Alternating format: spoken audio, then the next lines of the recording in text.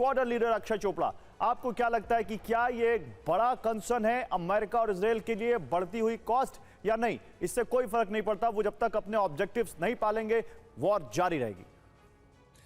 देखिए, जैसा अभी जनरल साहब ने कहा गौरव, कि इसे हम ग्रॉस अंडर एस्टिमेशन और ओवर कॉन्फिडेंस बोलेंगे इजराइल और यूएस का। They are 100% on the losing front right now. सबसे पहले अगर हम इजराइल की बात करें, बहुत एक एक्सट्रीम सिचुएशन है कि इस समय इजराइल 7 फ्रंट्स के ऊपर वॉर लड़ रहा है, which is next to impossible for a country to sustain, specially at जो कॉस्ट पे वो लड़ रहा है। ऑलरेडी उन्होंने लेबनान में ग्राउंड इन्वेजन शुरू कर दिया है, और जैसा रिपोर्ट्स निकल कर आ रही हैं कि हिजबुल्लाह ने ऑलमोस्ट 100 मरकावा टैंक्स, जिसे ग्रेव्स ऑफ मरकावा बोला जा रहा है, मरकावा टैंक्स को डिस्ट्रॉय करा है using ballistic missiles and drones.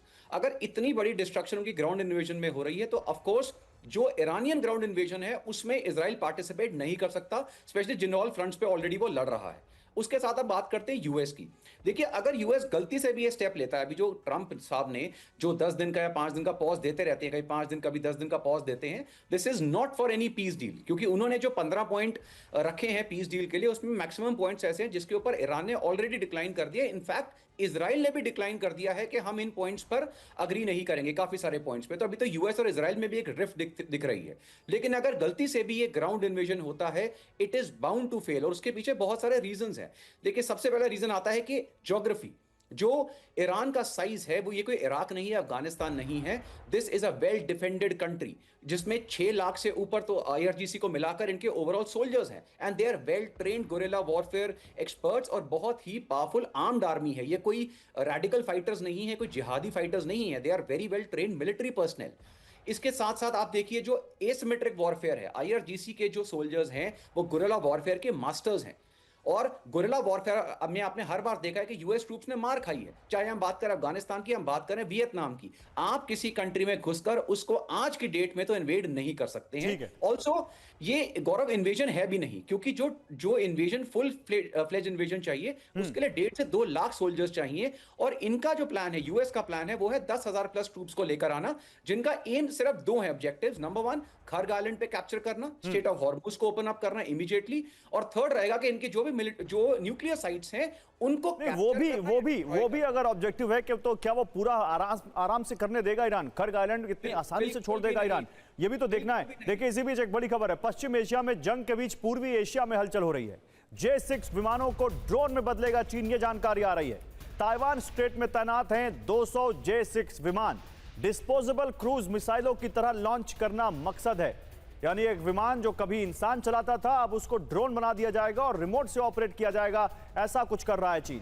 Taiwan straight में 200 J6 फाइटर जेट तैनात हैं, क्रूज मिसाइलों की तरह इनको लॉन्च किया जाएगा, ये मकसद है चीन का। तो अभी हम देख रहे थे यूरोप, फिर देख रहे थे वेस्ट एशिया, अचानक ईस्ट एशिया में भी देखिए कैसे हलचल शुरू हो चुकी है।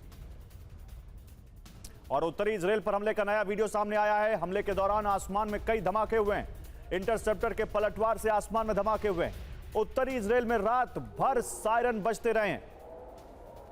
तो उत्तरी इजराइल जो कि लेबनान के आसपास का इलाका होता है, उस बॉर्डर का, सीरिया और लेबनान के आसपास का, वहां देखिए कैसे इंटरसेप्टर के पलटवार से आसमान में धमाके हुए हैं और रात भर सायरन बजते रहे। वहां पर रात भर ईरान और हिजबुल्लाह के अटैक का वहां पे खतरा रहा है। तो 2 तस्वीरें आपको दिखाते हैं एक साथ। देखिए, अभी हम आपको बता रहे थे कि कैसे चीन J6 विमानों को ड्रोन में बदलेगा। उधर आप समझिए आखिर ये क्यों हो रहा है, क्योंकि चीन का मकसद है किसी तरह ताइवान को हासिल करना, और वो वन चाइना जो पॉलिसी है उसके तहत ताइवान को पूरी तरह अपने कब्जे में कर लेना चाहता है। और आए दिन आप देखते हैं कि वो ताइवान की जो स्ट्रेट है, ताइवान स्ट्रेट में वहां पर लगातार वो तैनाती करता रहता है अपने वॉरशिप्स की और अपने जहाज़ों की। और दूसरी तरफ देखिए कैसे इस वॉर में उत्तरी इजराइल में रात भर सायरन बजते रहे। एक और बड़ी खबर है, अमेरिका और इजराइल की बमबारी जारी है। देर रात काशान पर भीषण हमला किया गया, आईआरजीसी के वेयरहाउस को निशाना बनाया गया। तो अमेरिका और इजराइल की भीषण बमबारी जारी है। देर रात काशान पर भीषण हमला हुआ। आईआरजीसी का एक हथियारों का वेयरहाउस था जिसको निशाना बनाया गया। और एक और बड़ी खबर, जिस जुल्फिकार मिसाइल के बारे में हम बात कर रहे थे, ईरान की जुल्फिकार मिसाइल से तबाही मची है।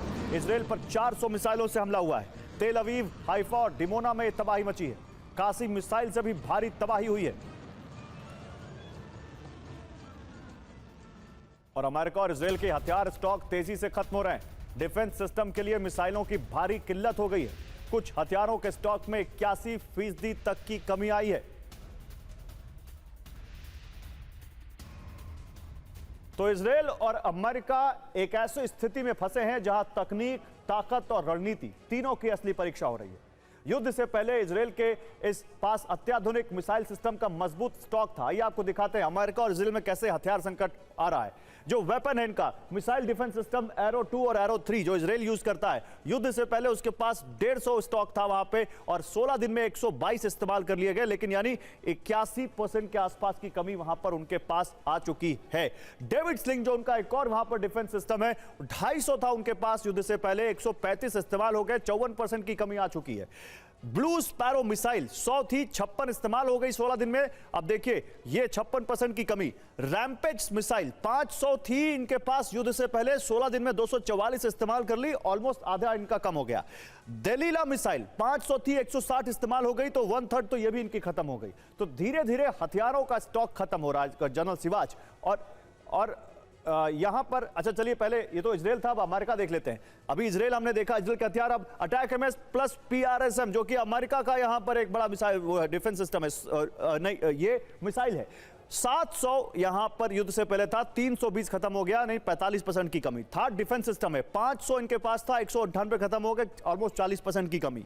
GBU 57 बंकर बस्टर बॉम्ब 25 थे युद्ध से पहले, 16 दिन में 8 इस्तेमाल कर लिए, 32% की कमी। एयर लॉन्च मिसाइल जास्म यहां पर 3500 थे, 900 से ज्यादा यूज हो गए, 25-26%, ये भी कम हो गया।